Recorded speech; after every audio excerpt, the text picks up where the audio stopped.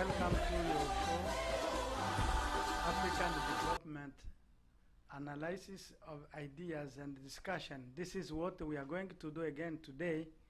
And we have this theme that we want to develop with you tonight or this morning, depending on the place where you are. It's faith and development. Faith and development. As you know, we do have a lot of faith in the world. We have a scientific faith, we have a religious faith, and so forth. Because people do believe into many things. But today we are going to speak or to talk especially about religious faith, Christian faith. And here I have my guest, who is Alassane, the person that you know, and we will discuss with him this theme. And the question that we are going to debate is this one. Can also religious faith engage in development, or religious faith must engage in development? This is the big question that we are trying to tackle together with my guests. Good morning, Alassane. Hello, how are you? Good. You doing okay today? Oh yeah, so Okay. far so good. So far, so good. Yeah. Okay. You heard the question that I asked. Can also religious faith, here I'm speaking about a special Christian faith, even though we do have other faiths in God.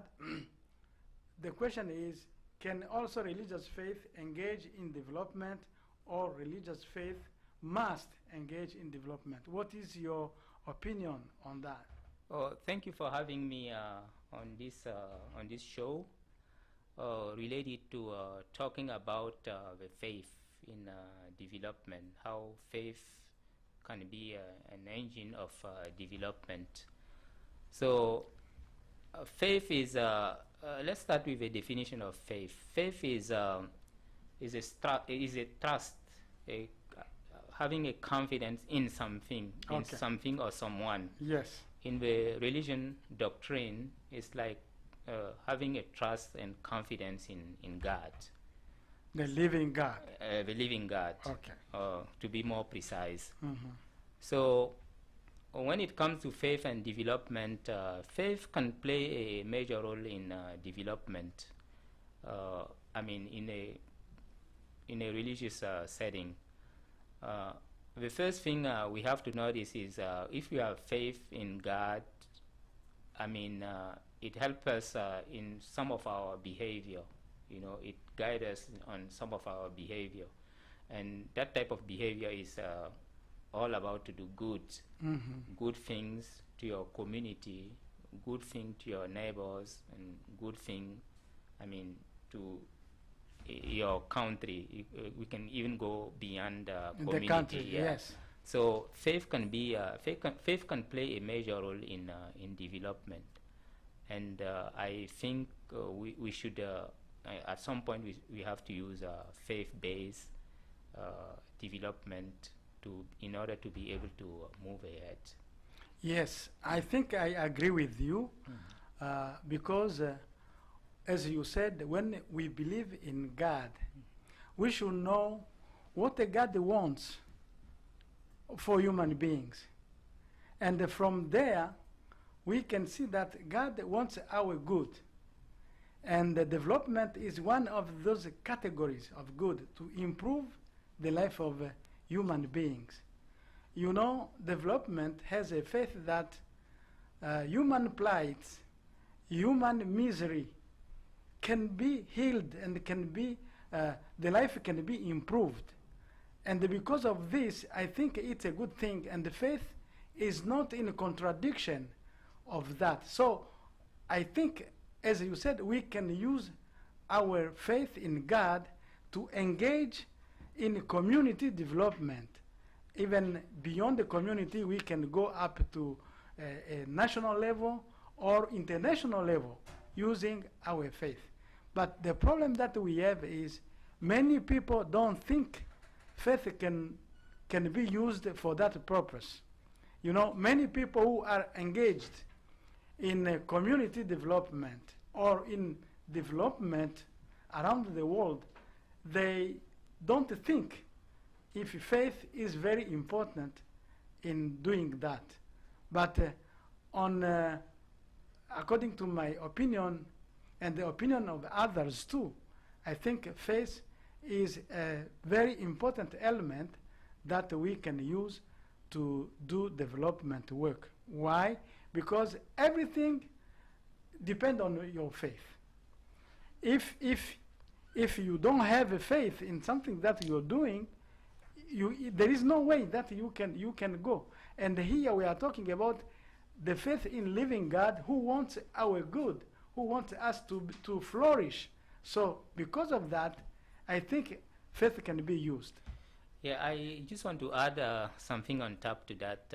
When people say that, people want to deny deny faith as an element that we can use for development, in the development process. It means that some people think that, development can come from, it just can happen. Just happen by just itself. Happen. God can just bring development. If we sit and then believe in God, it can be a motive of development. No, some people believe in that, which is not the case. No, before you continue, let me tell you this. What you said is true, but I think that is a very bad understanding of faith. Yeah. Believing that just God will do it without your work. Yeah. That is not true. That is not true. Yeah. And that is not what we're talking about here. So it's saying that if you want to use faith as an element of development, use faith to be engaged in development, you have to do it. But believing that if you have a faith in God, it helps you do good things for your community, yes, your country, or in general. So that's what I wanted to add up on top of what you said. Okay. Yeah, thank you for that precision. And we must be clear here. When we talk about faith in God, it's that faith which will have some implications in our daily life, in our even community life, because that faith has to bear fruits in the community. We believe in God. We believe in a living God who have a very good plan of human beings. God wants us to flourish. So that faith can be used in doing development work. In other terms, it means that we can use our spirituality that we have in God and use it in development work. We have those elements, those principles from faith that we can put in benefit for the community. I think this is the way people should do. So I have another question to you, Alassane. What can you say about the people who exactly not deny, but they don't like, even though they believe in God, but they don't like to engage themselves in development work. They feel like development work and the faith are two different things that cannot be together. Well, sometimes people don't want to talk about faith when it comes to development. My opinion is, as you said at the beginning of the talk, you said that there are many type of faith. If we look at the faith through a religious perspective or through religious doctrine, there are many type of religions. Yes. You have Islam, you have Christianity, Buddhism, and within Christianity you have many denominations. Yes. So I mean, and people don't share exactly the same view. They all believe in God, but they don't share exactly the same views of, I mean, of each other when it comes to faith base. So if you want to use like Christianity as a faith base, it means that I mean, you're going to work only with Christians, those who you are sure that they believe in that doctrine. So if you want to use like Islamic faith base, if you want to use a Islamic faith base development process, you have to deal with people, you know, who believe in in Islam. So I mean, some people are kind of moderate. They don't have they are religion tolerant. So no matter what you tell them about the faith, they can, you know, they don't. It doesn't matter to them. They only look at the outcome. So that's why some people, you know, don't want to use a faith base as to engage in development. That's my own opinion. Yeah, but what I'm heading to is this. In religious faith, we do have an element that allow us as believers to engage in development work. Like when we talk about Christianity, you have to see in the teachings of Christianity what can be used for development work. Yeah. Exactly. If you see, for example, Islam, we are talking Islam, do we have principles that allow those who are Muslim to use to engage in development work? Yeah. And I'm sure, for Christianity, for example, we do have those principles which allow us to engage in development work. Yeah. And this is what I'm talking about. Yeah. Like in Christianity, for example, when you read the Bible will tell you that Jesus came into this world not for being served, but to serve. To serve, yeah. And when you start serving, there is development there. Yeah. And the people can use that principle to engage in development work. Exactly. And there is another principle that God is for our good. Yeah. So, and the development is seeking the good of human beings. Yeah.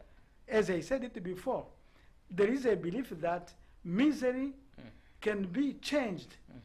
You know, the life of a human being can be improved. This is development work. So, with my faith, I think I can be able to engage into things like this. Oh yeah. This faith is what I'm saying. Yeah, faith can be used as an element, as a motive of development. That's for sure. Okay. Yeah, but as you said, why some people don't want to use a faith base? My opinion is maybe they have their own faith, and then which is not appropriate. Maybe it's just a bad understanding of their own faith. Exactly. Because in faith, in general, we do have that dimension which lead us into community work. Yeah, exactly. You know? And I can give an example here. In the U.S., for example, we had a civil rights movement. We have Martin Luther King, for example. They are Christians who understood that their faith has to improve the life of the community, the society in America. So they used that element to improve the life of the community. And I think this can be found here and there in the Christian faith. Yeah, exactly. Yes. Yeah. This is what we are saying. Yeah.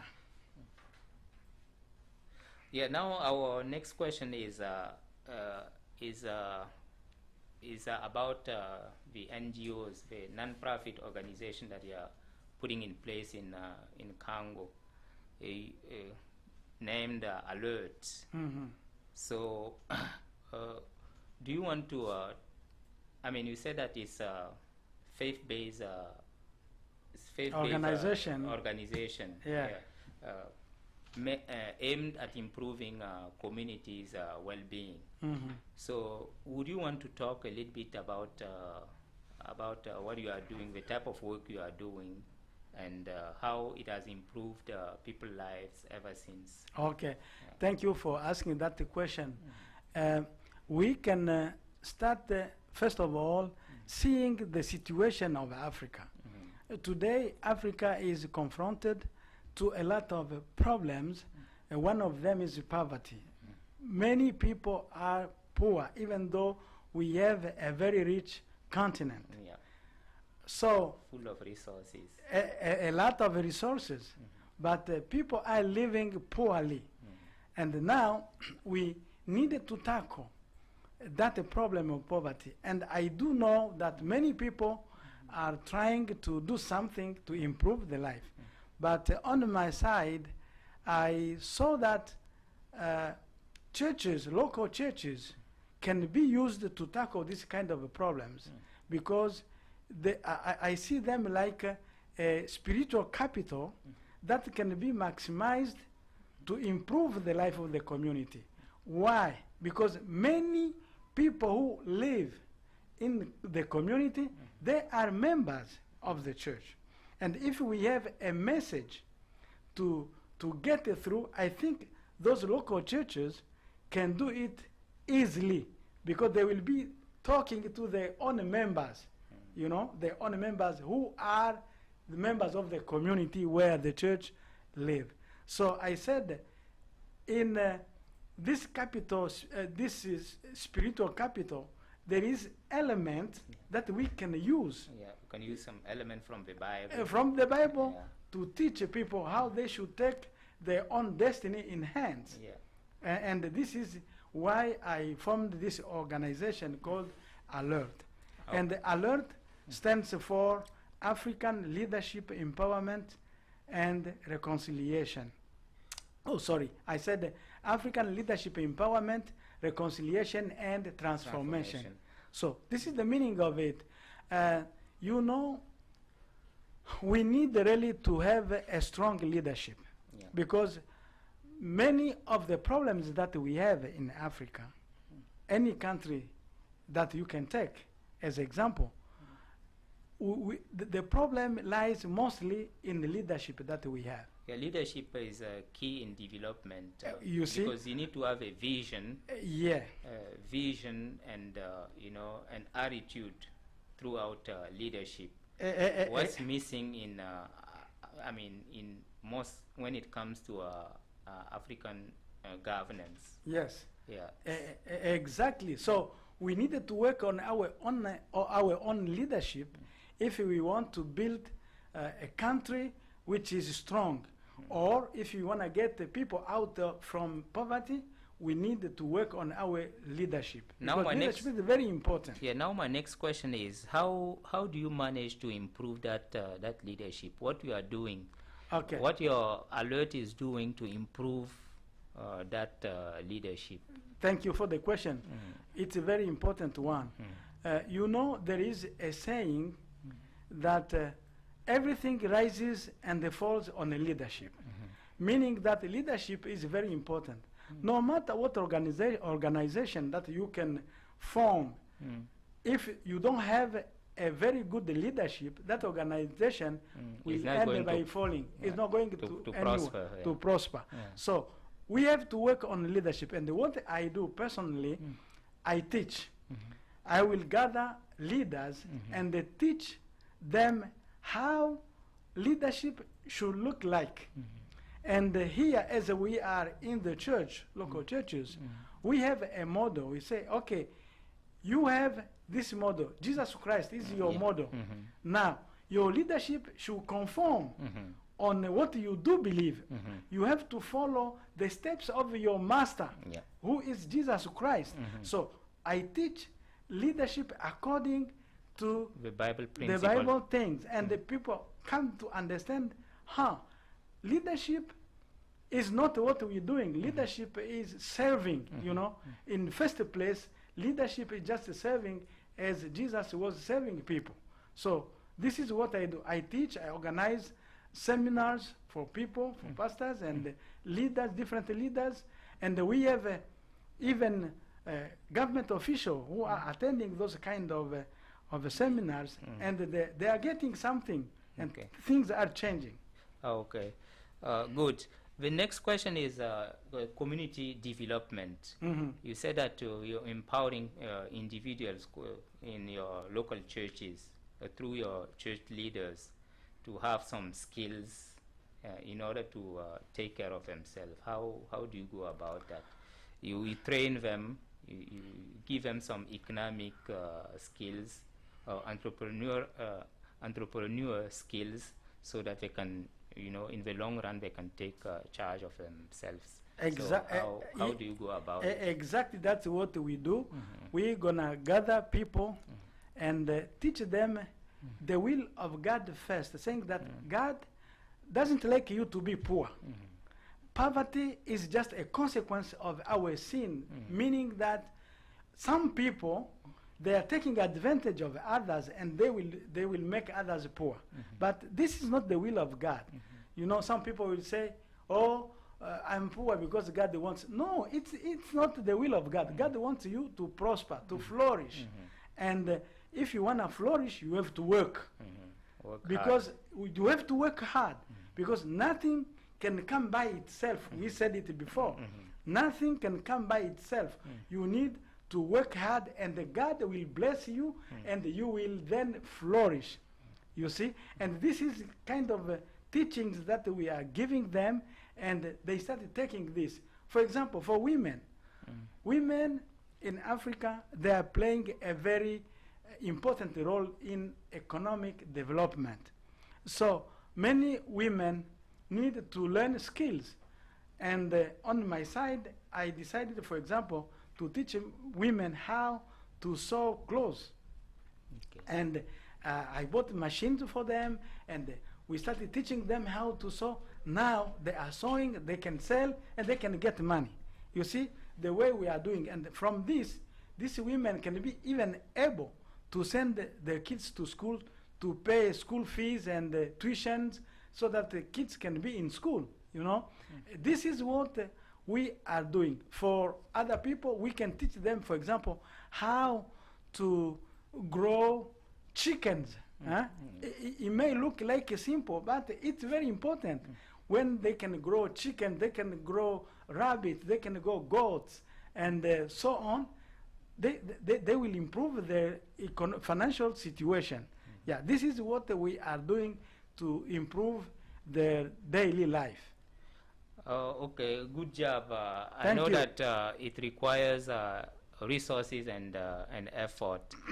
And you also have peacekeeping transformation training, because you know that in some part of the Congo there is a conflict, like a war type going on. So you are trying to train people, for that to solve the conflict issues. So how do you go about it? Oh yeah, that is a very important piece. As you said, in Congo, people have known a lot of civil wars, and because of this, people are very divided, clans, tribes divided. So we need to bring them together. You know that there is no way that a nation can prosper when there is divisions. You have to come together in unity so that you can prosper, to have the same vision. Yeah, basically you have to weld all ethnic groups together to make them like a nation, one unity. One unity, a strong nation.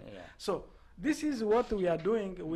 We conduct seminars to teach them how they can be peace makers, and even peacemakers too. It's in the Bible. Jesus said, blessed are the peacemakers. So we do have all those principles in the Bible, and we will teach them, hey, look here, you need to be peacemakers to be called the children of God. So we give them those techniques to be peacemakers, to be peacekeepers, and even peace building. All those nations we give them, and we tell them, look, in the past, our ancestors, for example, had the conflict too. But how did they do to have a peace? You know, they have some techniques to create the peace, and we are learning all those that we know. We are learning those, and on top of that, we are adding also modern techniques so that the people can be effective in the peacemaking, solving problems between them. Because without the peace, even the development cannot take place. Cannot happen. Yeah. Yeah, as I said, it requires resources, training, and then giving financial support to the church members. That requires a lot of resources. So how do you go about raising funds to fund your organization? Raising fund, it's not easy. It's a headache. Yeah. But we understand why it's a headache. Yeah, we know that nowadays there are a lot of non-profit competing to get funds. Exactly. That is one reason. Many non-profit organizations are competing raising fund, but also there is another element that some people in the past, they have received fund and they used them on their own, for their own benefit. Yeah, they misuse the funds. They misuse the fund. So people are kind of reluctant to give. Yeah, it's a making donation. Yeah. Yes, it's a problem already.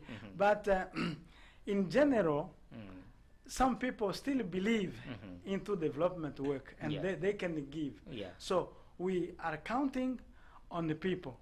So we tell them what we are doing. And if they found it being important, they will give some money. So we count on the friends.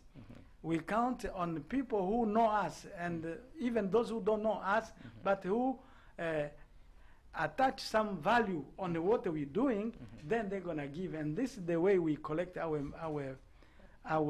funds. Well, exactly. In the past, a lot of people have contributed. A lot of people from the Western countries, they have contributed to NGOs in third world countries. But at the end, the money has been misused. Yes. They use it for, they diverted the money for other things. Yes. Yes.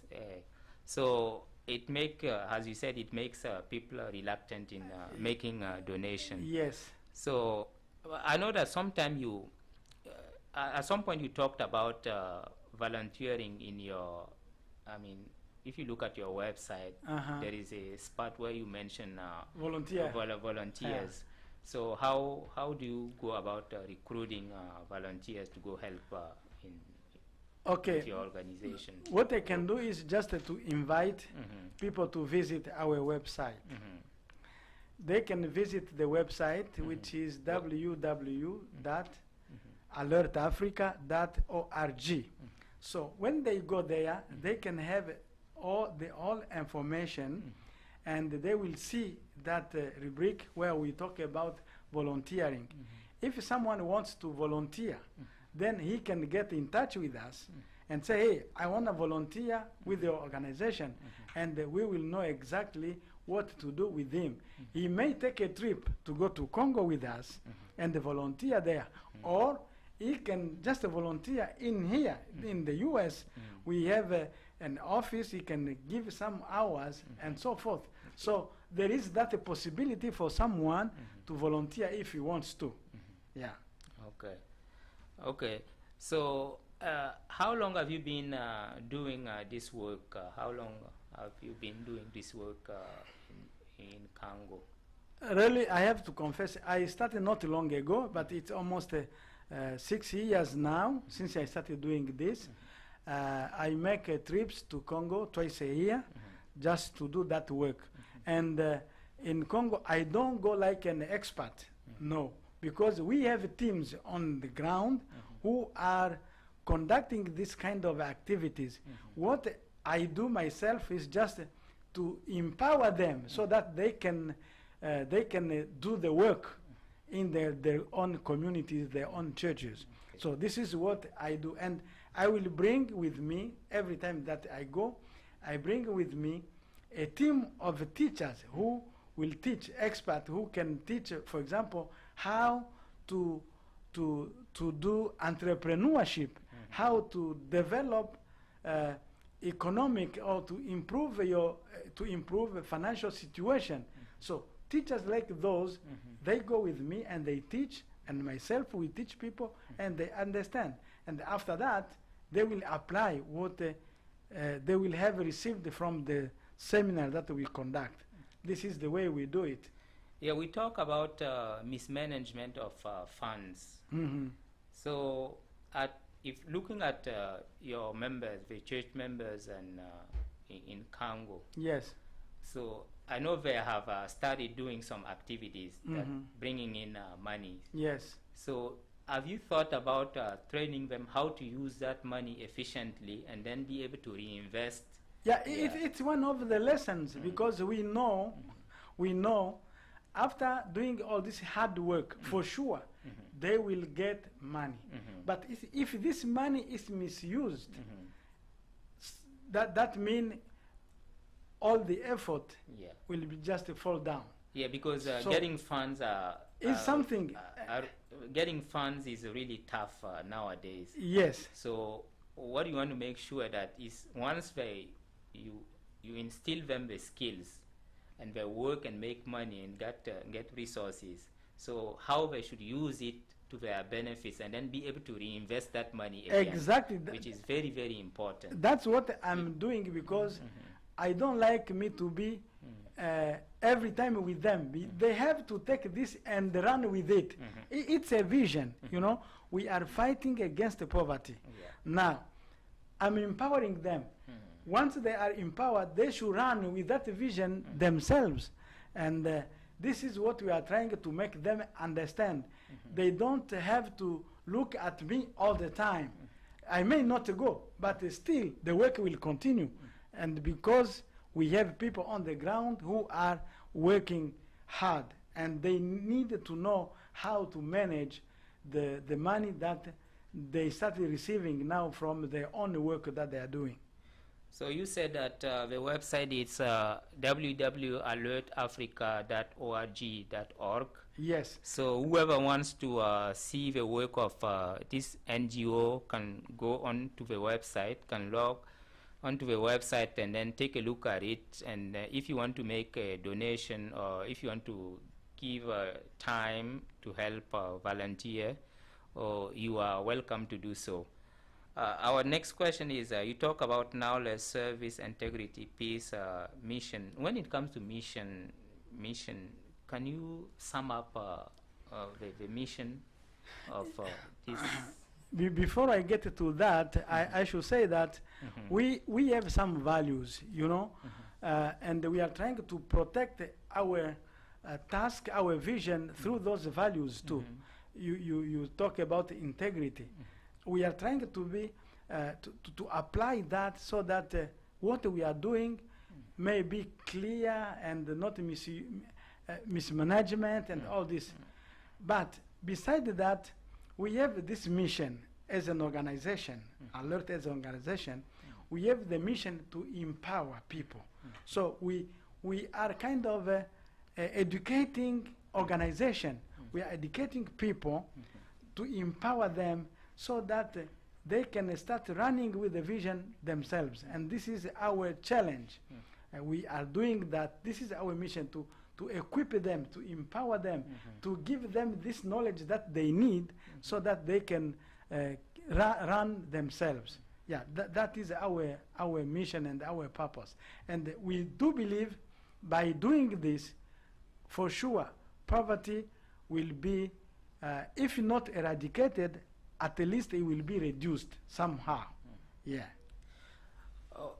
Another thing I wanted to mention is development is a long process. It's a long journey. I mean, being able to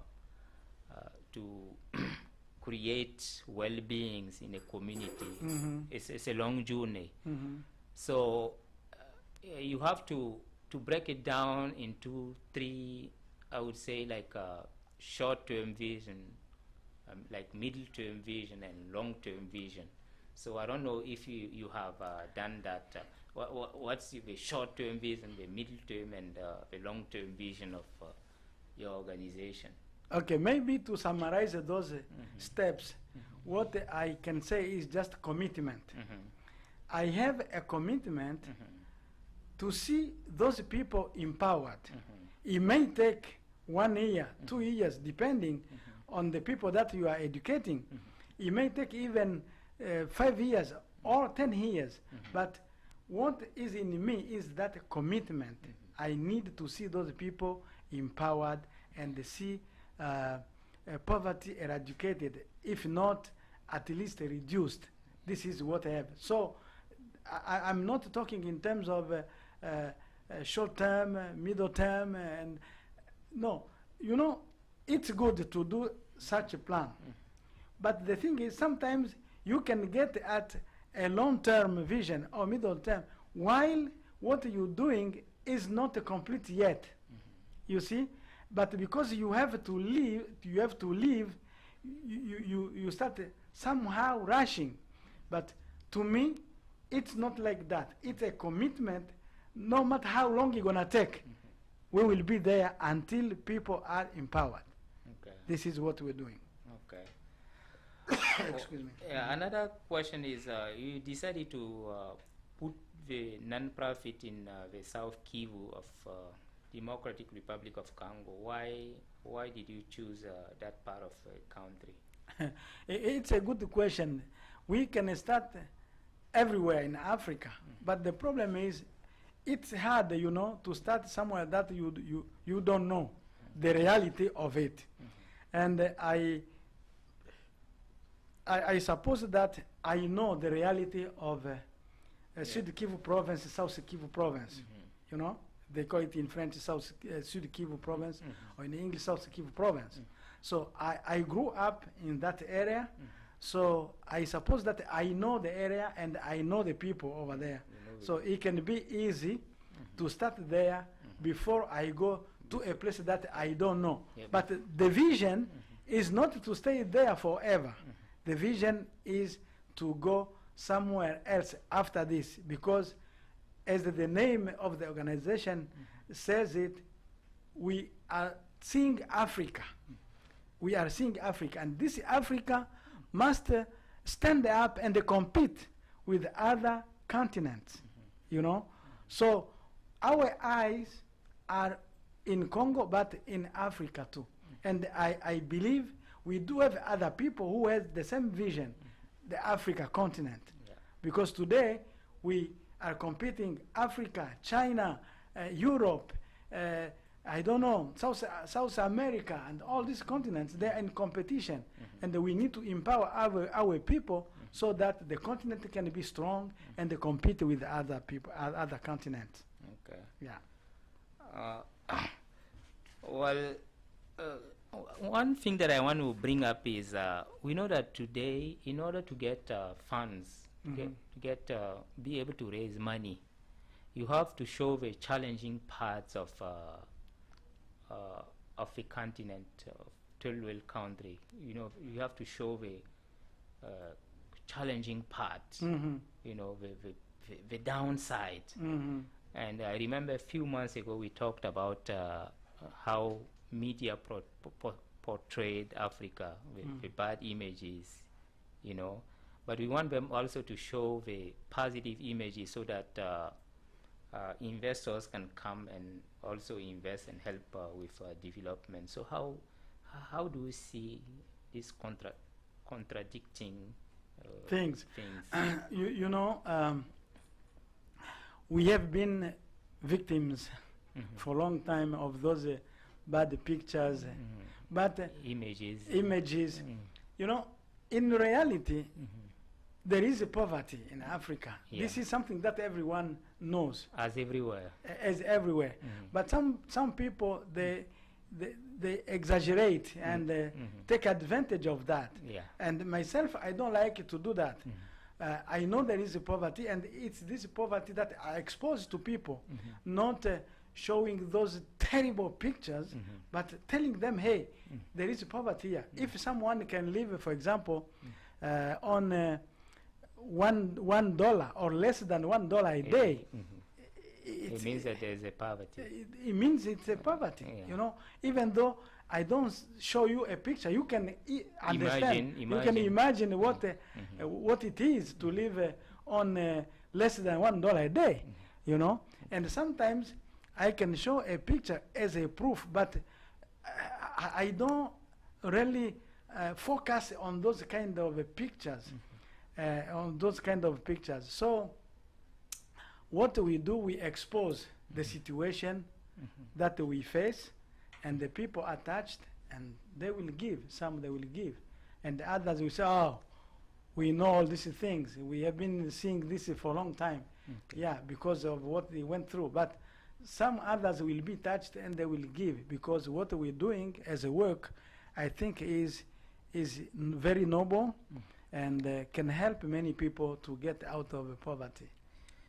Yeah, I want to believe that we are almost running out of time.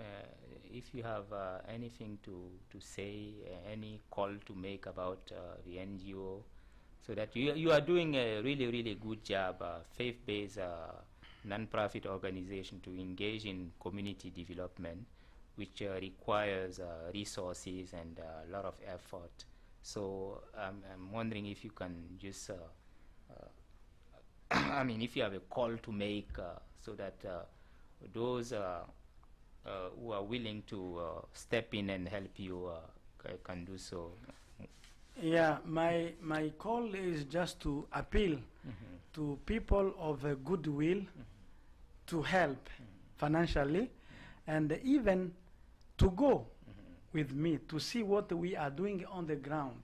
Because sometimes when you write a letter, what they call a newsletter, yeah, you don't have a real picture of what is happening. But if you go and you see yourself, you see exactly the picture that is on the ground. Yeah, so I'm appealing people of goodwill to visit the website and to join this movement that we are doing, so that many people can be helped to get out of poverty. You know, myself, I don't like what some organizations are doing, giving the hand out. No, we don't. That is not my policy. My policy is to give hands up. You know, people should take the development by their own. Teach them what they can do, so that tomorrow they will not be in need again. Yeah, there is a Chinese saying that instead of giving someone a fish, you should teach him how to fish. How to fish, so he can have a fish every day. But on top of that, we are adding another dimension now. The dimension that we are adding is not only teach him to fish, but teach him also how to sell what he's gonna get as a fish. Because he can eat and be full, but he needs also to sell, so that he can get money too, you know, and invest if possible. So we need to teach them all these steps. Yeah, and this is what we are doing. And because of that, as I said, I'm appealing to people of goodwill just to join the movement. Thank you, Kisongo, for such development, and then thank you again for your effort and what you are doing on the ground to lift up people's lives, to improve their well-beings. And I hope I think we are running out of time, and next time we will talk more about related subject, African and development.